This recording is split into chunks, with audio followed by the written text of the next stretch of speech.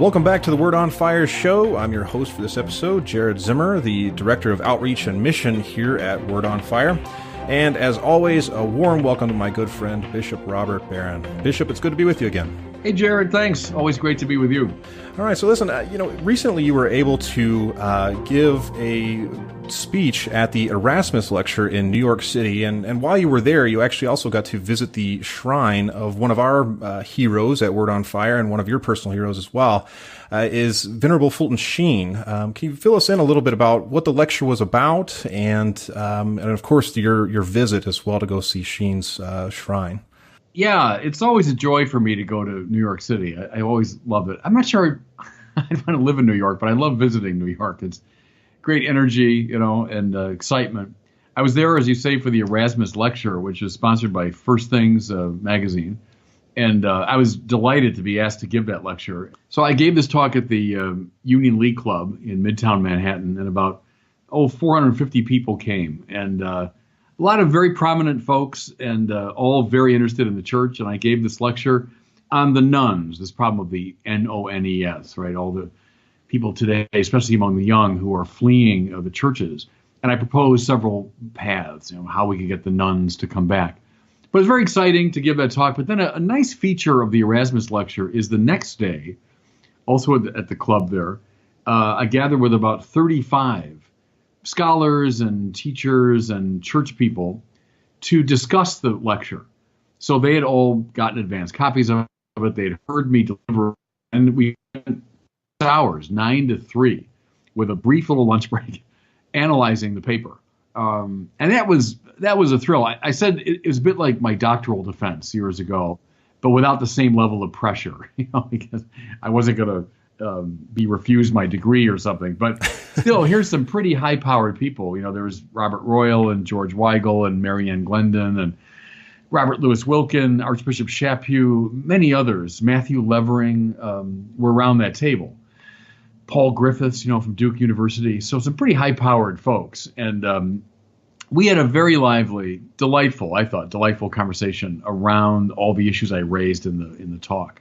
So that was a thrill. You also mentioned Fulton Sheen. So I was staying one night at Cardinal Dolan's house. And Cardinal Dolan's house is right behind St. Patrick's. You just go out a back door off the dining room, and then you come right up into the cathedral, and you're practically at the spot where Fulton Sheen is. They still haven't resolved this famous issue of where Sheen is going to be buried. That's what's holding up his canonization. So I'm not sure where that is. But I just said a prayer, asked him to help me and guide me in my work. Wonderful.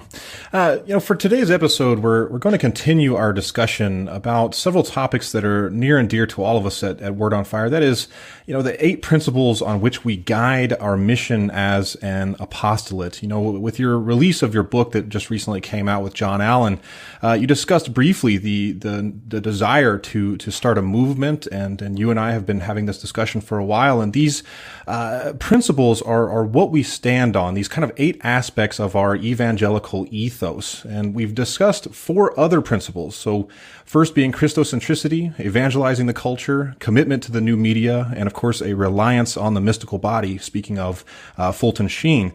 But today, Bishop Barron and I are going to go and discuss the 5th of the 8 principles, and that is affirmative orthodoxy.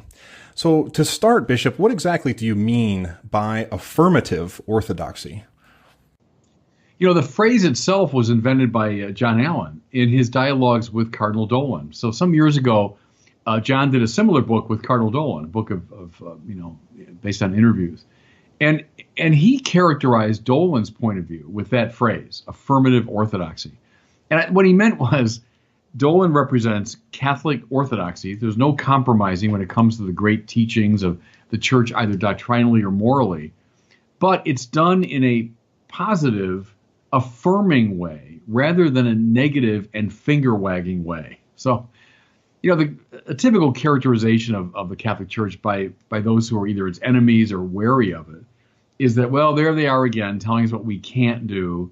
There they are again wagging their finger, especially about sexual morality, et cetera, et cetera. So it appears as though we're in a very negative light. Well, I think what Cardinal Dolan did, and I've been trying to follow that, is to say, no, our first step should always be yes. Our first step is to say, here's what we're for. Here's what we believe and why. Here's what we love and we like and we savor. Here's what we think will give you life as you engage in the moral life, etc. Right? Now, on that basis, we'll also say some no's from time to time because, if I'm for this, then I got to be against what's against it. But notice that formulation. I'm against what's against. So a no to a no is a yes. So the affirmative orthodoxy is like Paul's line about Jesus. There's only yes in him, right? So in a way that we're always just saying yes. But if we're saying no, we're saying no to a negation of what will really give us life and hope and so on. So a no to a no is a yes. So the point is begin and end with the yes as you articulate Catholic orthodoxy. Yeah, one caricature I always think of whenever we talk about the possibility of negative orthodoxy is Dana Carvey's sketch of the church lady on the Saturday Night Live. I mean, it became such a caricature in culture that they literally made sketches about it, and I think that's why this is so important as evangelizers to understand that we need to come as a yes. But why is it so necessary, especially in light of the rise of the nuns and the rise of the unaffiliated? Because I think they are especially sensitive to this negativity, that if they just hear the church saying no all the time, it'll turn them off.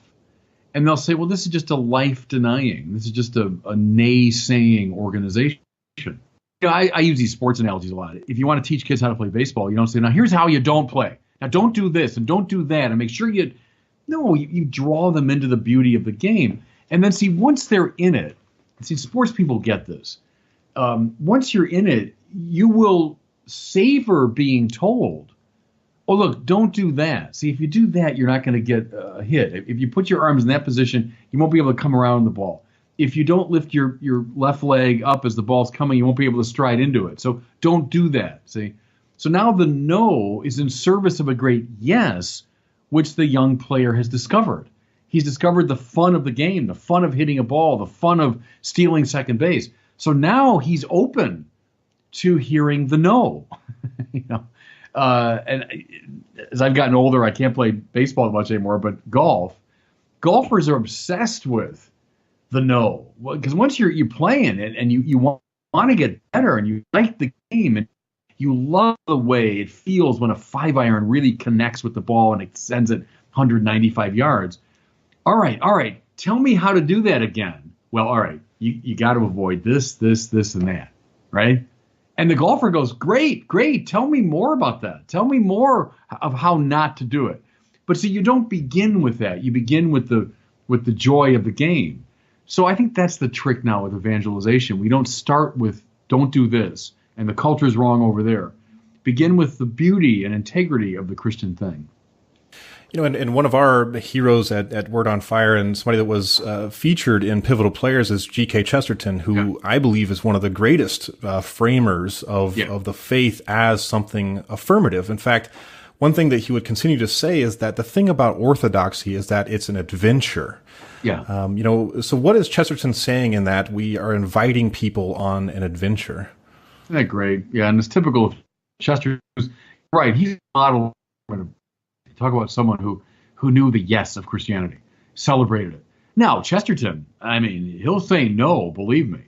But you sense with him, it's always a no in service of a yes. Right?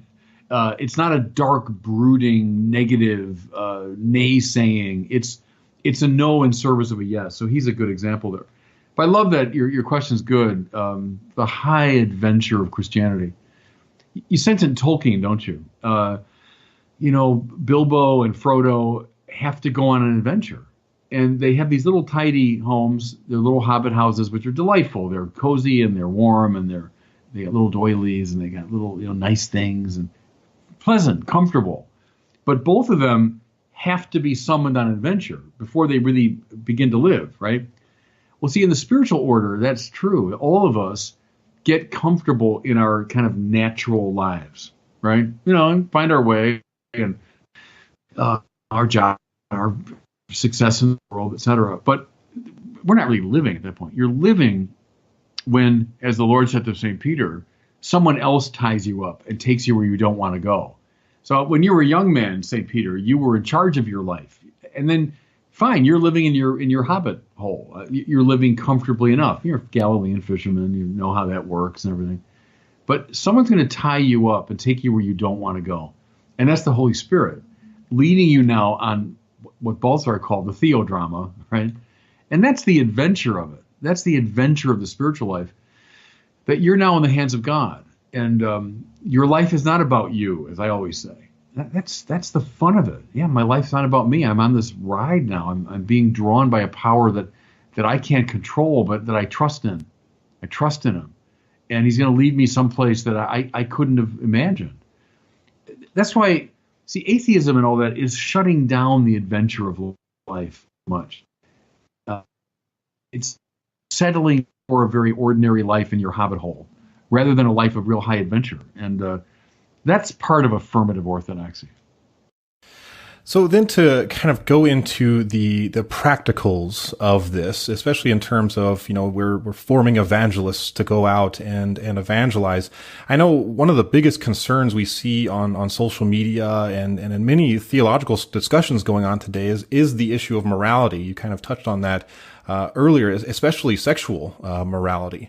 But what might you suggest for those who tend to evangelize through appropriating Christian morality today, and better be able to frame that morality as a great yes? Yeah, well, that's the theology of the body of John Paul II. That's, I think, what he saw. It's an interesting thing, Jared, that John Paul was on the famous birth control commission, back in the 60s, and probably helped to frame Humanae Vitae. In the way of Humanae Vitae, Carl always felt the conclusion was right, but he was uneasy with the reasoning. He thought the reasoning was too rationalistic or it was too negative. And so when he became Pope, he thought, I got to fill in this picture without abandoning the conclusion of Humanae Vitae. But he wanted to make the presentation much richer. So I would read his theology of the body, which is just that. It's a very rich and deep articulation of what it means to live the great yes, to live your sexual life and your married life as a high adventure. See, if you're just saying primarily, look, I got to make this comfortable for me. I got to have my financial concerns, primary. My wife and I got to make sure that we're in control of this operation. Well, you're going to live your married and sex life a certain way. If you say, no, our lives are not about us. We belong to the Holy Spirit. Someone else is going to tie us up and take us where we don't want to go. I think that's what John Paul tried to articulate. So I would do that. Now, if you want to go negative on it, and with all of our cautions in place, it's always a no to a no. Yeah. Look at the effects, and honestly, look at the effects of the sexual revolution, which commenced in the 60s, has now been unrolling for about 50 years. You tell me that people are really better off. I mean, and this could be a topic for another show, but to look in detail at what's happened to people's lives because of the sexual revolution, what's happened to women and to men and to children and to marriages and to the wider society. And you're going to tell me this has all been nothing but liberation and nothing but great? Come on. I think it's time, as we approach the 50th anniversary of Humanae Vitae, be honest about that. What does the sexual revolution look like? What has it wrought? Doubt me on this. Read someone like Leonard Sachs, whom I've spoken of, the psychiatrist, who deals with young kids all the time who are profound victims of the sexual revolution and the deep unhappiness and the deep dysfunction that's come from this, clarion call of sexual freedom. So anyway, that's the no to the no is the yes, which is John Paul's theology of the body. Yeah, one of my heroes today is Archbishop Chaput, and in a recent article, he said that when young people ask him what's going to make us happy, He said, number one, find your vocation. And if that vocation is to be married, fall in love, get married, have babies, and realize that the material world is not all that exists.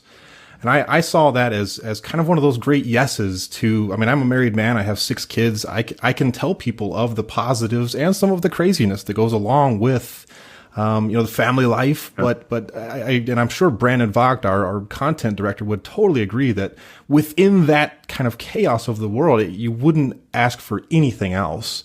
And I think we need to be very keen on being able to explain that. Yeah, I like, because I was with Archbishop Chaput. He was 2 seats down from me at the symposium, and he's one of the people I admire most in the church today. Fall in love, stay in love your kids, accept the promptings of the Holy Spirit, and you'll be happy. And now you might not be, what's the word we could use, successful or whatever in the eyes of the world, but see, who cares? Who cares? That's not the criterion we're looking for. It's not the ego drama, but the theodrama. What does God want? And I think that's right. We're built for committed love. My great colleague, Father Larry Hennessy at Mundelein, always used that phrase. Which I like. Built or wired for committed love. And he would always tell the students at the seminary, celibacy is a form of committed love. It has a structure of committed love like marriage. And we're all built for that, no matter what form it takes, but we're built for that. The sexual revolution, in many ways, militates against that, militates against the structure of committed love. And that's what's making people very, very unhappy. Yeah, and another practical when it comes to evangelization and outreach and going and really diving into the culture. One thing that a lot of people have a great passion for debating, and we see this a lot in our culture. And what do you think of debates in light of the need to evangelize, especially in light of the need to come as an affirmative orthodoxy? Because oftentimes within debates, it can slowly tip into negative vitriol.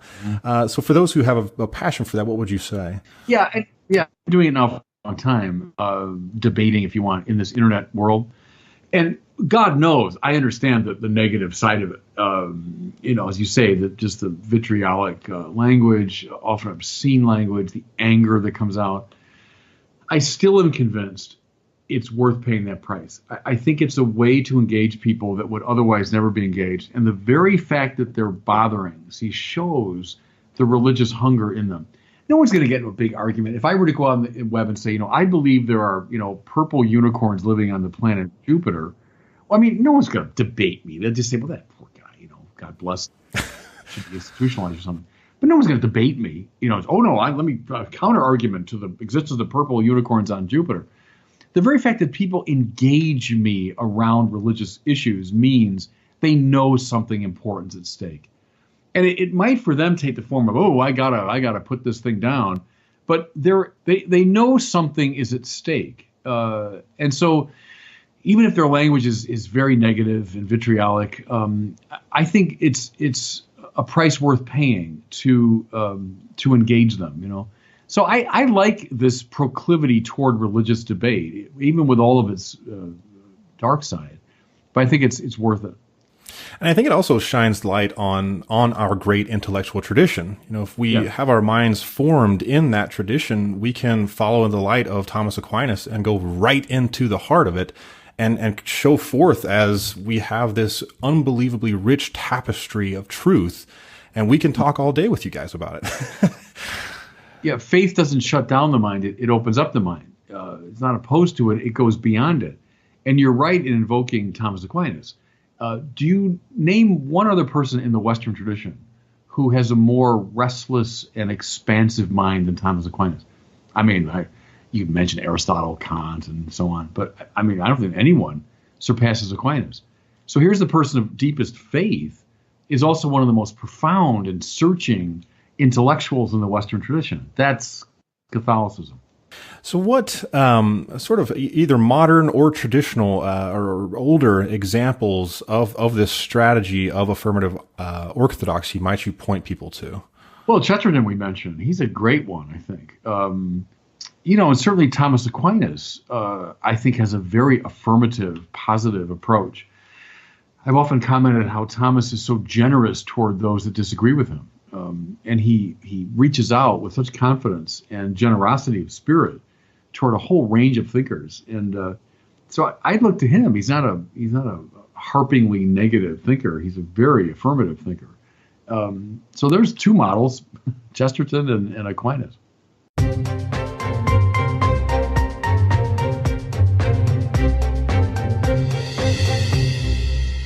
Well, now it's time for our listener question. Remember, if you have a question for Bishop Barron, go to askbishopbarron.com and record your question from any device, and perhaps you'll be featured on one of our upcoming episodes. Today's question comes from Amy in Kansas City, who asks an important question regarding our evangelistic outreach.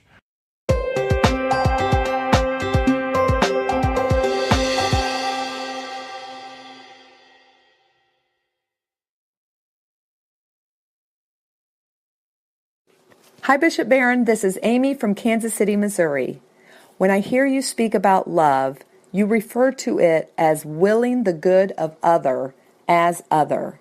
My question to you is, how does this play out in a concrete way, especially to love those that are the most difficult to love in our life? Thanks so much. It's a really good question, and you're putting your finger on what Jesus identified as the great test of love, which is enemy love. What we usually do is we'll be nice to someone else that they might be nice to us, right? So we give them money, they might pay us back. I'll be kind to you, you might be kind to me. But that really isn't love, is it? That's sort of an indirect egotism that we ought to love, not because it redounds to my benefit. What's the test of that? The test of that is enemy love. Because the enemy's not going to love me back in return. He's not going to. That's why Jesus says, give money to those who can't pay you back. Throw a party not for those who can throw a bigger party for you, but those who can't possibly repay you. Because then you know you're really dealing with authentic love. So that's why it's especially the enemy that we ought to love. It's especially the one who's not going to pay us back that we should seek out and do something for them without expecting return. You know, like if you give a gift to somebody and then you just boil with resentment until you get a thank you note. Well, that's not an act of love. I don't know what that is. You're trying to impress them, or you want attention or something. Give a gift and then you absolutely forget about the thank you note. You just don't care about it. Do that every day. All right. Well, thanks so much for tuning in to the Word on Fire show. Be sure to check out our website, wordonfireshow.com, for several links regarding the topic we discussed today. Can I ask you a favor? If you're enjoying the show, please go to the Word on Fire show podcast on iTunes and leave us a review. The more reviews we get, the more people we can reach and draw deeper into the spiritual life. And also, please always keep us in your prayers. Thanks in advance, and God bless, and we'll see you back here next week on the Word on Fire show.